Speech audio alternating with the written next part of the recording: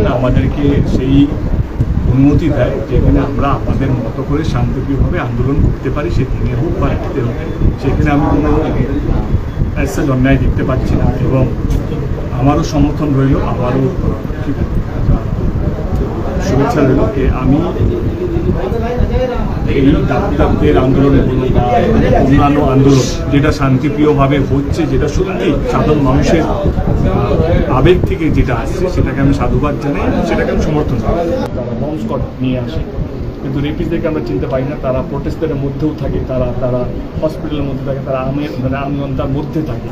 এবং তাদের কেন থাকে? কারণ তাদের মনের মধ্যে কোনো ভয় নেই, কারণ তারা জানে এই পলিটিক্যাল লড়াইয়ের মধ্যে তারা যে কোনো সময় বেঁচে যেতে পারে। কারণ আমরা দেখতেই পাচ্ছি কি আজকে আমাদের যেভাবে অন্য সিএমরা আমার সিএমকে অ্যাটাক করছে বা আমার সিএম অন্য সিএমকে যেভাবে অ্যাটাক করছে, সেইটা আমি বুঝতে পারছি না এটা কি শুধু বাংলার লজ্জা, এটা তো আমাদের দেশের লজ্জা। এবং যেইভাবে পলিটিক্যাল পার্টিগুলো নেমে পড়েছে ডিভাইড অ্যান্ড রুল করার জন্য, এটা শুধু বাংলার লজ্জা বা এটা বাট এটা আমার কোথাও যেন মনে হয় আমি কোনো দলের হয়ে বলছি না, আমি দলের প্রতিনিধি হিসেবে বলছি না। আমার মনে হয় কি সত্যি এখন সময় হয়ে গেছে এবং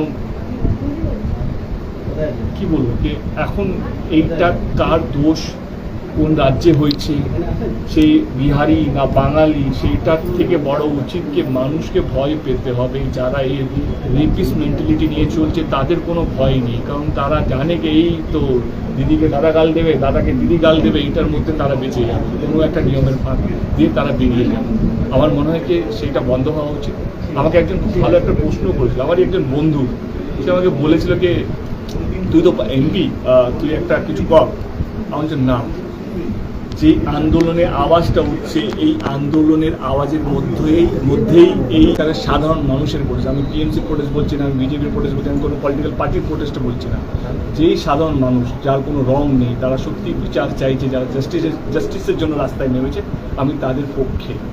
আমি কোনো দলের প্রতিনিধি হিসেবে যেতে চাই না, আমি গেলে সেই সাধারণ মানুষের পাশে থাকার জন্য। এবং সত্যি কথা বলতে গেলে আমি সত্যি more than really I am waiting for কালকের দিনটার জন্য। সুপ্রিম কোর্টে কালকে চিফ জাস্টিসের সামনে কী হচ্ছে, সুপ্রিম কোর্ট এই কেসটা কীভাবে দেখছে এবং সিবিআই কী তথ্যগুলো দিচ্ছে এবং কাদের নামগুলো খুলে আসছে, এইটা আমার কাছে সত্যি অনেক বেশি ইম্পর্টেন্ট আজকের দিনে।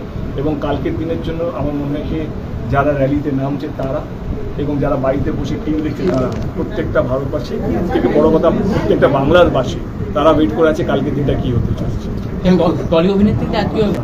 তার থেকে বড় ইম্পর্টেন্ট যেটা প্লিজ এটা দেখাবেন কি এরপরে কাউকে তিলোত্তমা বলে বা নির্ভয়া বলে ডাকতে যেন না হয়। যারা এই রেপ করে তাদেরকে মেরে দিচ্ছে বা এই কালচারটা, এই মানসিকতা যে মানুষগুলো আছে তাদেরকে ভয় পেতে হবে। আমি কি পুরস্কার ফেরালাম না, তার থেকে বড় কথা হচ্ছে এই লড়াইটা কিসের লড়াই, কি এর পরে কোনো মেয়েকে তিলোত্তমা নাম না